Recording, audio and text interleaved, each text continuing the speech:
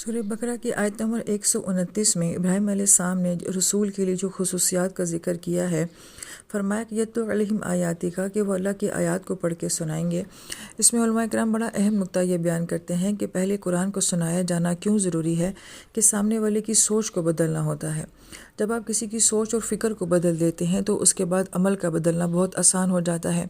یہ طریقہ کار اللہ پاک نے نبی علیہ السلام کو دیا تھا کہ نبی آپ ان کو جس قرآن سنائیں۔ 13 سال کی مکہ زندگی میں ہمیں احکام بہت کم نظر آتے ہیں، صرف قرآن ہی قرآن ہے، اور وہ آیات ہیں جن کا تعلق اللہ پاک کی توحید کے ساتھ ہے، فکر آخرت کے ساتھ ہے، موت کے بعد کی زندگی کے ساتھ ہے، اور وہ تمام ایسی آیات ہیں جو کہ فلسفے کے اوپر ہیں، حکمت کے اوپر ہیں، زندگی کی حقیقت کے اوپر ہیں، اور بڑی گہری آیات ہیں جو کہ مکی آیات ہوتی ہیں۔ اور ان تمام آیات کو جب صحابہ کرام کو سنایا جاتا ہے، ان کی فکر اور شعور کو بلند کیا جاتا ہے، جب ان کے ایمان کو مضبوط کیا جاتا ہے، تو پھر اس کے بعد ہم دیکھتے ہیں کہ مدینہ کی زندگی میں پھر احکام آتے ہیں۔ تو گویا کہ کتاب کو سنایا جانا کہ پہلے کسی انسان کی سوچ اور فکر کو تبدیل کیا جائے تو اعمال خود بخود بدل جاتے ہیں۔ یہی وجہ ہے کہ شراب کی حرمت بہت بعد میں آئی ہے، پردہ بہت بعد میں آیا ہے، زکوٰۃ کا نظام بہت بعد میں آیا ہے۔ یہ بڑی حکمت والی بات ہے، خاص طور پہ وہ لوگ جو دین سیکھنے اور سکھانے والے ہیں۔ اسی طریقہ کار پہ ہمیں بھی عمل کرنا چاہیے، اور انفرادی یا اجتماعی سطح پہ تبدیلی لانے کے لیے سب سے پہلے کسی کی سوچ کو بدلنا بہت ضروری ہوتا ہے۔ ہماری خواہش یہ ہوتی ہے کہ انسان بہت جلدی نیک بن جائے، ایک دم سارے فرائض پورے ہو جائیں، سنتیں بھی آ جائیں، نفل بھی آ جائے، تو ایسا طریقہ کار جو ہے وہ مؤثر ثابت نہیں ہوتا۔ پھر آپ علیہ السلام کی پوری زندگی کو اگر دیکھا جائے تو اس آیت مبارکہ کے ضمن میں علماء کرام فرماتے ہیں کہ آپ علیہ السلام نے پہلے افراد کو تیار کیا ہے، انفرادی محنت کی ہے۔ افراد کو تیار کرنے کے بعد پھر جو ہے وہ انقلاب آیا ہے۔ تو گویا کہ صحابہ کرام کے اوپر انفرادی محنت ہوئی ہے، ان کا ایمان بنایا گیا، سوچ بنائی گئی، فکر بنایا گیا،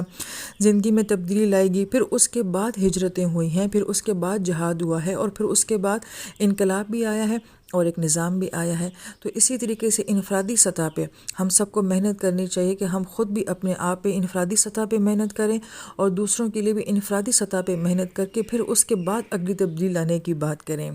پھر علماء کرام یہ فرماتے ہیں کہ جس انسان کی سوچ اور فکر میں تبدیلی آ جائے گی تو اس کا تعلق پھر جو ہے وہ کتاب سیکھنے اور سکھانے کے ساتھ جڑ جائے گا۔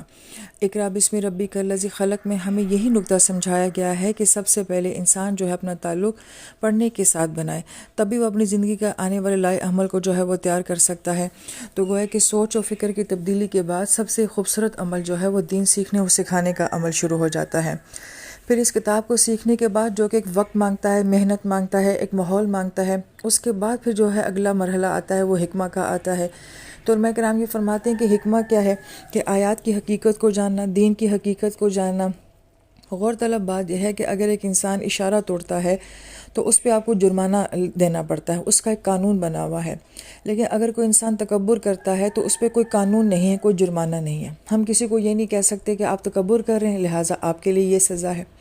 مگر اللہ تعالیٰ کے نزدیک شرک کے بعد یہ سب سے بڑا گناہ ہے، آخرت میں اس کی بہت بڑی سزا ہے، لیکن دنیا میں اس کے لیے کوئی قانون جو ہے وہ نہیں بنایا گیا۔ جبکہ اس کے برعکس اشارہ توڑ دینا جو ہے اس کے لیے آخرت میں کوئی قانون نہیں ہے، آخرت میں کوئی اس کی ایسی سزا نہیں ہے، لیکن دنیا میں اس کے لیے قوانین بنائے گئے ہیں۔ تو جب آپ دین کی حکمت کو جاننے کی کوشش کرتے ہیں، آیات کی گہرائی کو جاننے کی کوشش کرتے ہیں، تو پھر انسان ان آیات پہ غور کرتا ہے کہ کن پہ سزائیں ہیں، کن پہ سزائیں نہیں ہیں، آیات کی حکمت کیا ہے، احکام کی حکمت کیا ہے۔ پھر یہ مرحلہ جو ہے وہ گویا کہ حکمت کا شروع ہو جاتا ہے۔ اب چاہے آیات قرآنی کو اس حقیقت کے ساتھ سمجھا جائے، نبی علیہ السلام کی سیرت کو سمجھا جائے، نبی علیہ السلام کی اخلاقیات کو جو ہے وہ سمجھا جائے، ان سب کا تعلق جو ہے وہ حکمت کے ساتھ ہی ہے۔ پھر اس کے بعد جو ہے وہ تزکیہ کی بات کی گئی ہے۔ تو علماء کرام یہ فرماتے ہیں کہ تزکیہ جو ہوتا ہے یہ انسان کی سوچ کا بھی ہوتا ہے، انسان کے کردار کا بھی ہوتا ہے، معاشرے کا بھی تزکیہ ہوتا ہے، اور نفس کا بھی تزکیہ ہوتا ہے۔ لہٰذا دین اسلام میں جو ہے دو طرح کے کانسیپٹ دیے گئے ہیں، ایک طہارت کا اور ایک تزکیے کا۔ طہارت کا تعلق عموماً جو ہے وہ ہماری ظاہری دنیا کے ساتھ ہے، اور تزکیے کا تعلق جو ہوتا ہے ہماری اندر کی دنیا کے ساتھ، یعنی کہ دل کی دنیا کے ساتھ ہے۔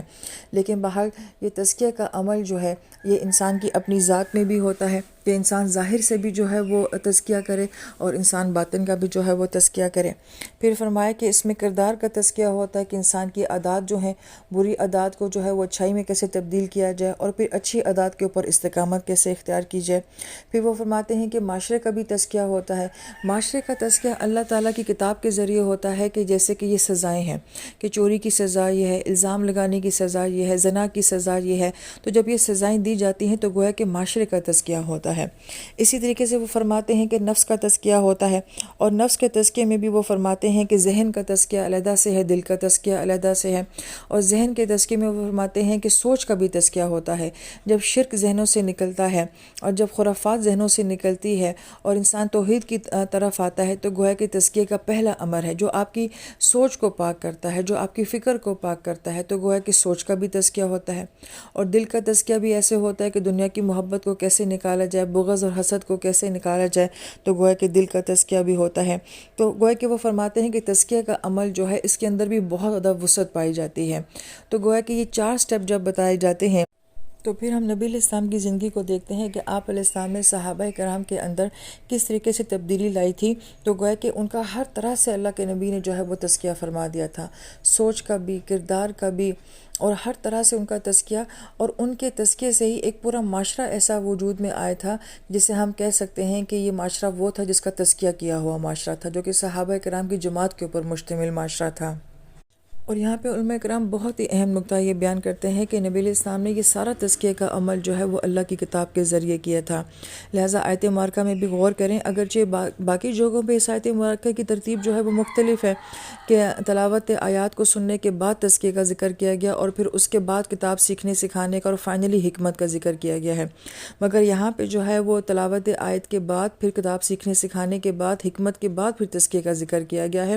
لیکن علماء کرام فرماتے ہیں کہ بہرحال جو بات ثابت ہوتی ہے وہ یہ کہ قرآن ہی کے ذریعے جو ہے وہ تزکیہ کیا گیا تھا، تو گویا کہ سب سے بہترین تزکیہ کرنے والی چیز اللہ کا قرآن ہے۔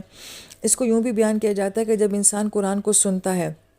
اور اس میں غور و فکر کرتا ہے، اس کو پڑھنے کی کوشش کرتا ہے، تو انسان کی سوچ کا تزکیہ ہوتا ہے۔ جب وہ اس کو اپنی عبادات میں لے کر آتا ہے، اپنی نمازوں میں لے کر آتا ہے، تو گویا کہ پھر اس کے دل کا تزکیہ شروع ہو جاتا ہے، اور پھر جب وہ ان آیات کے اوپر اس کی آنکھوں سے آنسو جاری ہوتے ہیں تو گویا کہ اس کے وجود کا تزکیہ ہو جاتا ہے۔ تو اور جب یہ اس کتاب کو لے کے وہ انسان معاشرے میں جاتا ہے اور اس کے اوپر عمل کرتا ہے تو گویا کہ معاشرے کا تزکیہ ہو جاتا ہے۔ لہٰذا ہمیں جتنا بھی تزکیے کا نظام اس آیت مبارکہ کے مطابق نظر آ رہا ہے وہ قرآن کے ساتھ جڑا ہوا ہے۔ لہٰذا یہ کتاب آج بھی ہمارے پاس ہے جو کہ ایک بہترین تزکیہ کرنے والی کتاب ہے۔ اور میں کرام یہاں پہ اہم نقطہ یہ بھی بیان فرماتے ہیں کہ جب انسان کی سوچ کا ایک مرتبہ تزکیہ ہو جاتا ہے جو کہ تلاوت قرآن کو سننے سے ہوتا ہے، یعنی کہ اللہ کے قرآن کو صرف سننا جو ہے، تو جب انسان کے ذہن کا تزکیہ، سوچ کا تزکیہ ہو جاتا ہے تو پھر اس کے بعد دل کا تزکیہ کرنا، عمل کا تزکیہ کرنا، معاشرے کا تزکیہ کرنا جو ہے وہ آسان ہو جاتا ہے۔ لیکن یہاں پہ اس نقطے کو یوں بھی بیان کیا جاتا ہے کہ سوچ کا تزکیہ ایک مرتبہ ہو جائے وہ ساری زندگی کے لیے ہو جاتا ہے، یعنی کہ ایک مرتبہ آپ کا ذہن کسی بات کو تسلیم کر لیتا ہے، توحید کو مان لیتا ہے، شرک سے بیزار ہو جاتا ہے، تو یہ اب کل زندگی کے لیے آپ کا سوچ کا تزکیہ ہو گیا۔ لیکن جو عمل کا تزکیہ ہوتا ہے یا دل کا تزکیہ جو ہوتا ہے یہ گھٹتا بڑھتا رہتا ہے، یہ کبھی زیادہ کبھی کم، اور کبھی یوں کہنا چاہیے کیفیات جیسے کہ اوپر نیچے ہوتی رہتی ہیں، تو اس میں کمی بیشی ہوتی رہتی ہے۔ لیکن سوچ کا اور عمل کا تزکیہ ایک مرتبہ ہو جائے پھر ساری زندگی کے لیے کافی ہے۔ پھر علماء کرام ایک اور بڑی پیاری بات یہ فرماتے ہیں، ہمیں ان کی ہر بات ہی بہت پیاری لگتی ہے کہ ابراہیم علیہ السلام کس وقت جو ہے کس وزڈم اور کس سوچ کے ساتھ یہ دعا مانگ رہے ہیں، یعنی کہ آپ نے اس زمانے میں یہ دعا مانگی تھی کہ اللہ تعالیٰ ایک ایسی اولاد ہو کہ جو اس طرح سے علمی اور روحانی نظام لے کے آنے والی اولاد ہو۔